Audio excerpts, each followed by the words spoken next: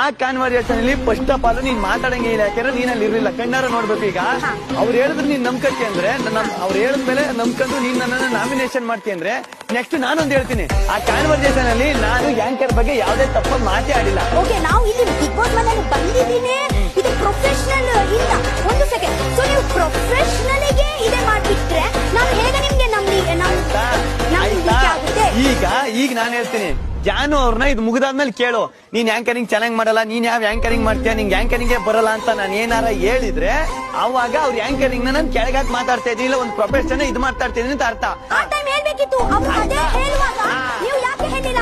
ಇವತ್ತೇ ನಿಮ್ಗೆ ಪನಿಷ್ಮೆಂಟ್, ಇದೇ ಪನಿಷ್ಮೆಂಟ್, ನಿಮ್ಮ ನಾಮಿನೇಷನ್ ಪನಿಷ್ಮೆಂಟ್. ಓಕೆ, ಇಲ್ಲ ಇಲ್ಲ ಇಲ್ಲ, ಬುದ್ಧಿವಂತ ಆಗಿದ್ರೆ ಪ್ರತ್ಯಕ್ಷವಾಗಿ ಕಂಡ್ರು ಪ್ರಮಾಣಿಸಿ ನೋಡ್ಬೇಕು. ನಾನು ನಿನ್ ವಿಚಾರದಲ್ಲಿ ಸುದೀಪನ ಒಂದ್ ಸಾಂಗ್ ಗೊತ್ತಾ, ಹೇಳಿದ್ದು ಸುಳ್ಳಾಗಬಹುದು, ಕೇಳಿದ್ದು ಸುಳ್ಳಾಗಬಹುದು, ನಿಧಾನಿಸಿ ಯೋಚಿಸಿದಾಗ ನಿಜವೂ ತಿಳಿಯುವುದು.